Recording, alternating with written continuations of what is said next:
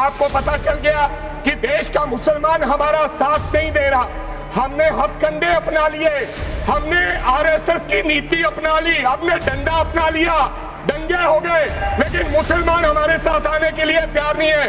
तो आपको किसी ने समझाया मुसलमान को अगर आपके बस में करना है, ये आरएसएस की नीति नहीं अपनाएगा जितनी देर आप इनकी सांस प्रणाली बंद नहीं करोगे, जैसा आपने पंजाब में करने की कोशिश की।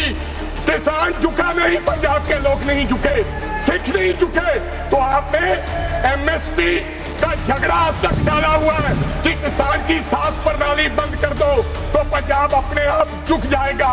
अगर वक्फ बोर्ड नहीं छीनोगे, अगर जमीनें नहीं छीनोगे, तब तक मुसलमान आपके सामने झुकने वाला नहीं है। जानबूझ के मुसलमान को मारना चाहते हो, जानबूझ के इस देश में मिनॉरिटीज को खत्म करना चाहते हो। आपको लगता है पहले मुस्लिम मारेंगे, फिर सिख मारेंगे, फिर क्रिश्चियन मारेंगे, ये आपकी सोच है। मैं सरदार हूं, मैं सरदार हूं, और ऐसी कई उदाहरणें हैं पंजाब के अंदर।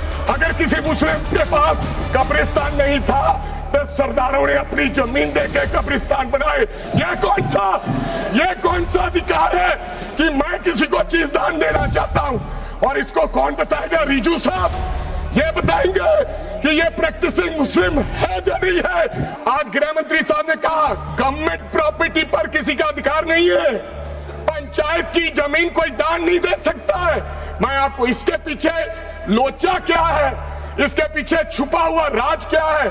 1947 में जब बंटवारा हुआ था, 47 से लेकर 1954 तक सारी प्रॉपर्टी गवर्नमेंट के नाम हो गई थी। उसके बाद 1954 में एक्ट बना, तो वो एक्ट में सर्वे हुआ 1961 टू 1970। सर्वे किसने किया?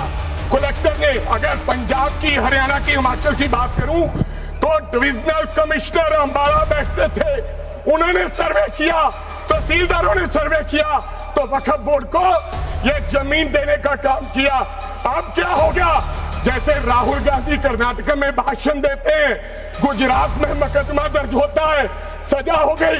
गवर्नमेंट की प्रॉपर्टी तो 1947 और 1954 में तो सारी प्रॉपर्टीज गवर्नमेंट की थी।